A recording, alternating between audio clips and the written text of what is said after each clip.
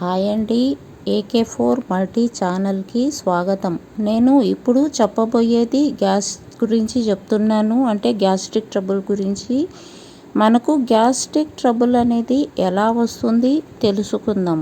మనము తినే ఆహారాన్ని బట్టి మనకు గ్యాస్ అనేది వస్తుందండి. మనం తినే ఆహారము జీర్ణము సరిగా కాకపోతే అప్పుడు మనకు గ్యాస్ సమస్య వస్తుందండి. కాబట్టి మనము ఏం చేయాలి? ప్రతి శరీరంలో కూడా మనకు గ్యాస్ అనేది ఉంటుందండి. అది ఆమ్లము, యాసిడ్స్ అన్నమాట. అది ఉత్పత్తి అవుతానే ఉంటుంది. కాకపోతే మన కడుపులో గ్యాసు అలాగే ఉండిపోకుండా ఉత్పత్తి అయ్యే ఆమ్లం అనేది వెళ్ళిపోవాలి. అలా వెళ్ళకపోవడం వల్ల మనకు కడుపు అనేది ఉబ్బిపోవడము జరుగుతుంది. అలా కాకూడదు అని మనము అనుకున్నామంటే మనం ఏం చేయాలి? జంక్ ఫుడ్స్ కానీ, మసాలా వస్తువులు కానీ, నూనె వస్తువులు కానీ ఎక్కువగా తిన్నామంటే మనకు అలా జరుగుతుంది. అలా జరగకూడదు అంటే మనము ఏం చేయాలి? కొన్ని సూత్రాలను పాటించాలి. అది మనం ఏదో తెలుసుకుందాం. ఎప్పుడు తినాలి? అప్పుడే తినాలండి. ఎంత తినాలి? అంతే తినాలి.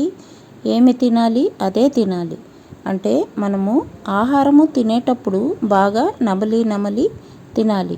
కొన్ని టైంలో మనం ఫంక్షన్స్కి వెళ్తూ ఉంటాము, గబగబా వాళ్ళు తినేస్తున్నారని మనము సిగ్గుపడి బాగా అట్లా తినేస్తూ ఉంటాం, నమలకుండా తినేస్తూ ఉంటాం.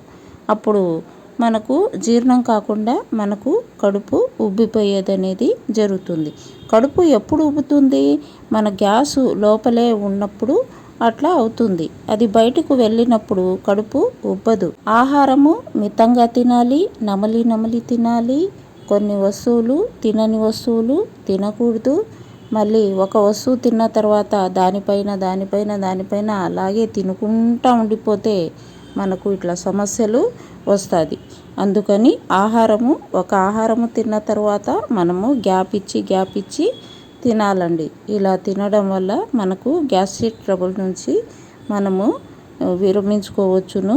ఇలా చేస్తే మనకు మలబద్ధక సమస్యలు కూడా వచ్చే సమస్యలు ఉంటాయి. కాబట్టి మనము కొన్ని సూత్రాలను పాటించేది బాగుంటుందండి. పాటించండి. ఇది మీకు నచ్చితే లైక్ చేయండి, షేర్ చేయండి, సబ్స్క్రైబ్ చేయండి. థ్యాంక్ యూ అండి.